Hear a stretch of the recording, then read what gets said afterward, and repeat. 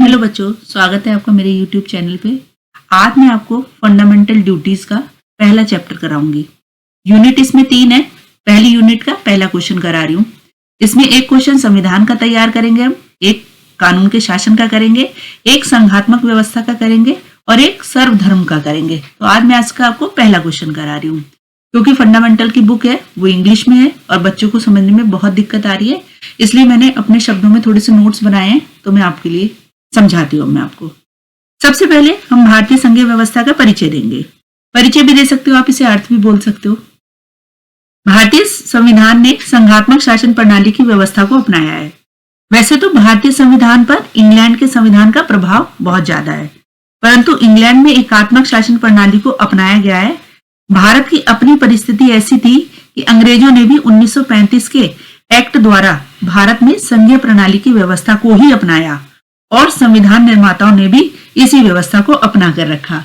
इसलिए भारत में पाए जाने वाली व्यवस्था को संघीय व्यवस्था, संघ शासन या संघात्मक शासन के नाम से जाना गया है। फिर हम करते हैं भारत में संघीय व्यवस्था को अपनाए जाने के कारण क्या थे, क्यों अपनाया भारत ने।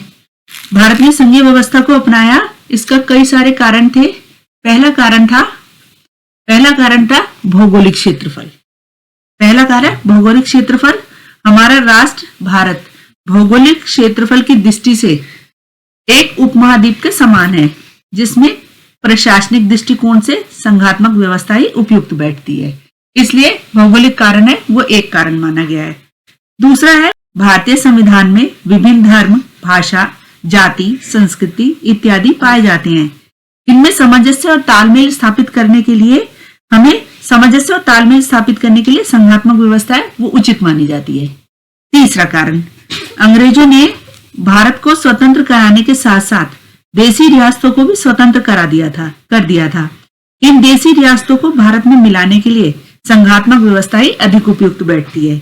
इसके द्वारा स्थानीय स्वायत्तता तथा राष्ट्रीय एकता दोनों लक्ष्यों की प्राप्ति हो सके, इसलिए भारत में संघीय व्यवस्था को अपनाया गया। मैं आपको एक बार फिर से बताती हूँ कि यहाँ पर भौगोलिक क्षेत्रफल के कारण अपनाया, यहाँ पर सेकंड पॉइंट में विभिन्न जाति, धर्म, भाषा और संस्कृति के कारण अपनाया, और तीसरा जब भारत आजाद हुआ था तो 565 रजवाड़े थे। अगर ऐसे ही कहा जाता तो अब भारत के बहुत सारे टुकड़े होने बाकी थे, इसलिए भारत को सभी को एक करके और भारत में संघात्मक व्यवस्था को अपनाया गया था।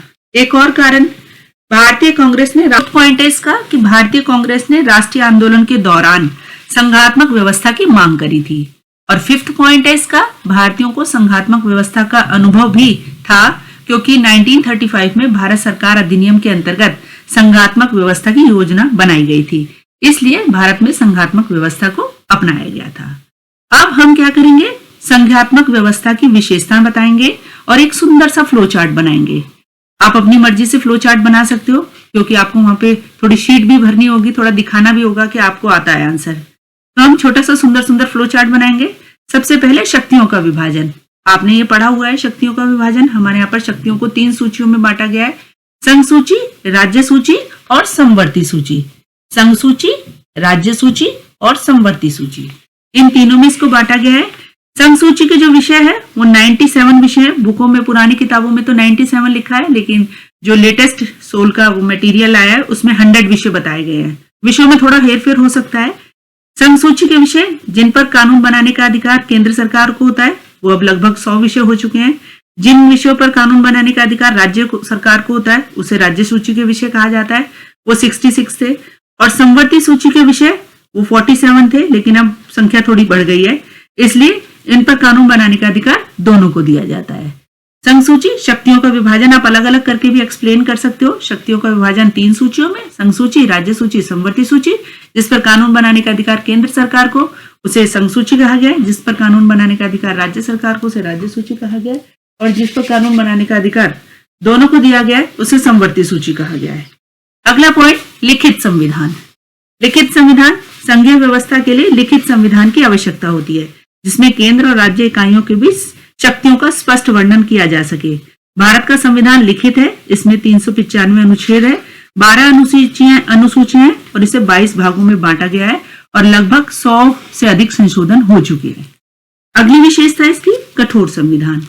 भारतीय संघात्मक व्यवस्था की एक अन्य विशेषता है कठोर। जैसे कि आपको पता है भारतीय संघात्मक व्यवस्था में कई सारी विशेषताएं थी। भारत का संविधान कठोर भी है, लचीला भी है, लिखित भी है, शक्तियों का विभाजन भी है। इसे कठोर इसलिए कहा गया है क्योंकि इसमें बदलाव करना बड़ा मुश्किल है, इसलिए इसे कठोर संविधान के नाम से जाना गया है। संघीय व्यवस्था में कठोर संविधान होना बहुत आवश्यक है।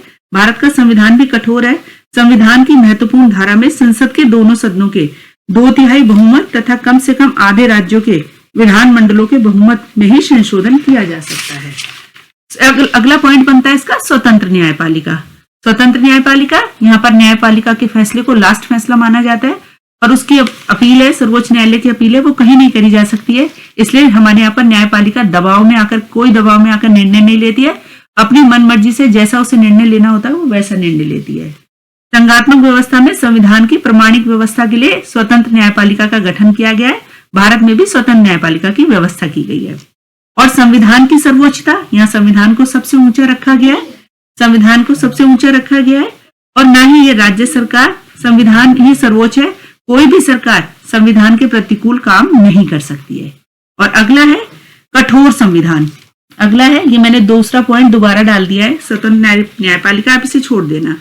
कठोर संविधान वही कि भारत को संविधान में कठोर इसलिए कहा गया है क्योंकि इसमें बदलाव करना बड़ा मुश्किल है, इसलिए इसे कठोर कहा गया है। भारतीय संघीय व्यवस्था की एकात्मक विशेषताएं।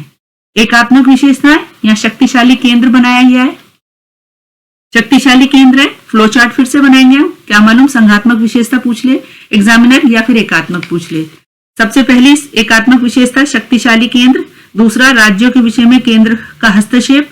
संकटकालीन शक्तियां, एकहरी नागरिकता, राज्यपाल की नियुक्ति, राज्यों को केंद्र पर वित्त संबंधों की निर्भरता और संसद को राज्यों का पुनर्गठन तथा उनके नामों में परिवर्तन करने का अधिकार भी दिया गया है।